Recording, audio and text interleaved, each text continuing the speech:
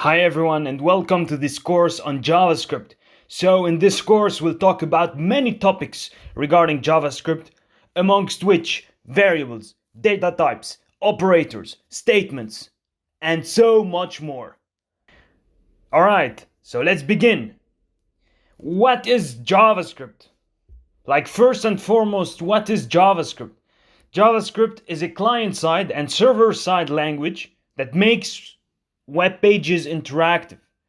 Because with HTML, CSS, and Bootstrap, you can build the structure and the design of your website, but you cannot really make them super interactive. And that's why we need JavaScript. We need JavaScript to give some dynamism to our website, to make our website dynamic. So HTML, CSS, Bootstrap are mostly used, or I would also say they are only used for static websites. But if you want to have dynamic functionalities, if you want to add some dynamic functionalities, you would have to use JavaScript. In JavaScript, we add many forms of validation. Anything dynamic that you want, you can add it with JavaScript. And that's pretty much it for the introduction regarding the usefulness and the use of JavaScript. Alright, so to sum it up, I would say that we use JavaScript to add some complexity and to make our website special and attractive to users. If you need a static website, you don't need JavaScript. You can simply build a website with HTML and CSS and some other frameworks. But if you want a more dynamic website, you would have to use JavaScript. History of JavaScript. So, around 1.6 billion websites in the world use JavaScript. In the mid-90s, we had two browser companies. One of them was Internet Explorer and the other was Netscape Navigator. Basically what happened was that Netscape hired Brandon Eich, who is the founder of JavaScript. Netscape assigned to Brandon the task of creating a scripting language. Brandon developed a new scripting language in just 10 days. The original name of this scripting language was Mocha, then it was called LiveScript, and then later they called it JavaScript. Alright, so that was for the brief history of JavaScript. And now on to the next lecture.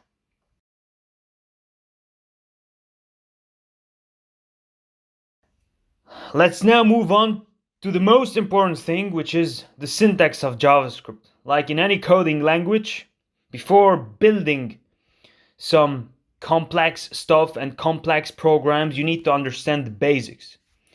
So that's why we'll start off with the most basic concept, which is the syntax of JavaScript.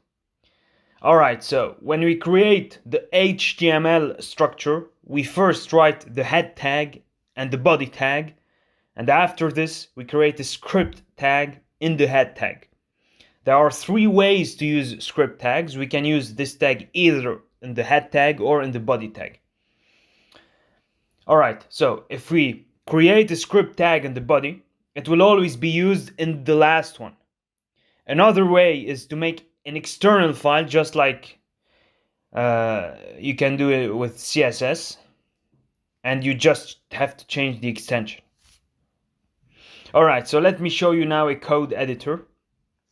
So can you see my code editor here? This is an overview of my Visual Studio Code editor. You will use this VS Code editor for most of your programming languages. This is one of the most professional and most used code editor.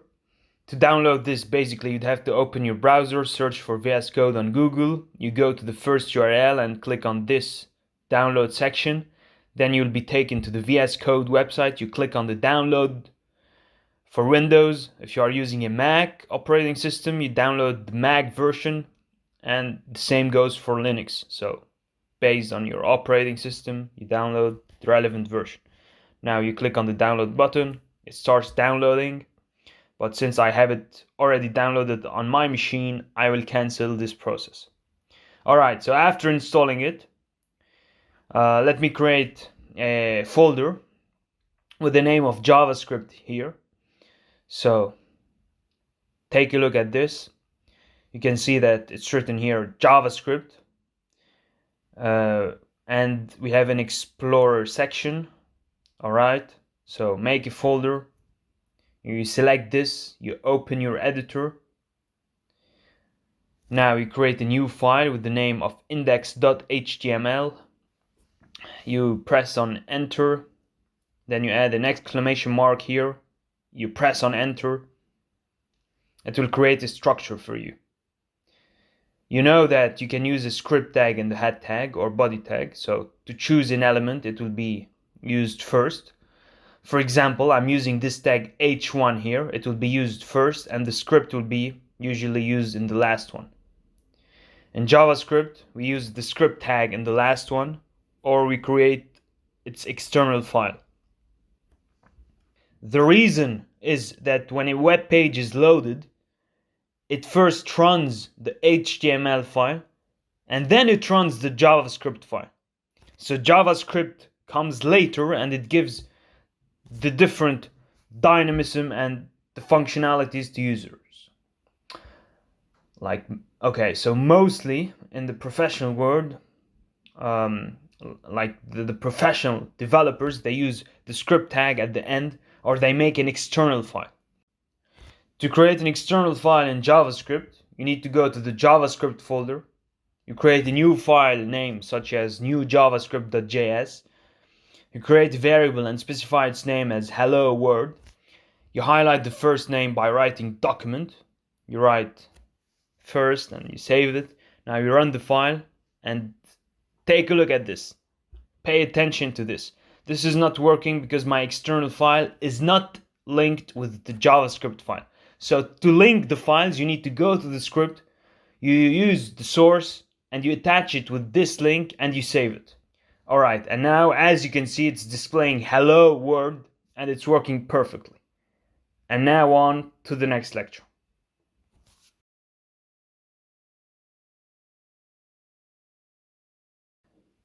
We've already learned about the implementation of JavaScript on our browser. So now let's go to VS Code, and as you can see, I opened my VS Code in my browser. I'll use document.write statement here, and I print hello world and then I save it.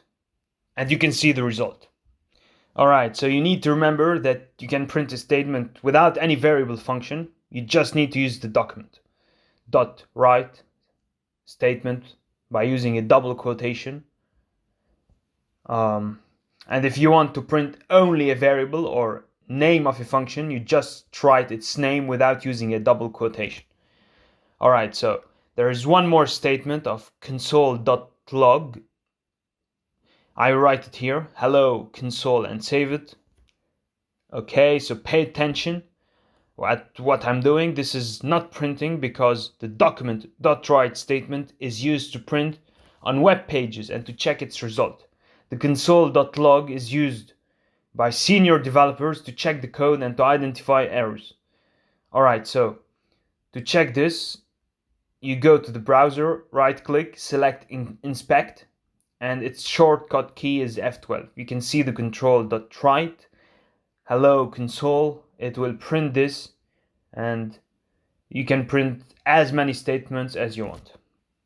Alright, so that's the basic method of using document.write and the console.log. And now on to the next lecture.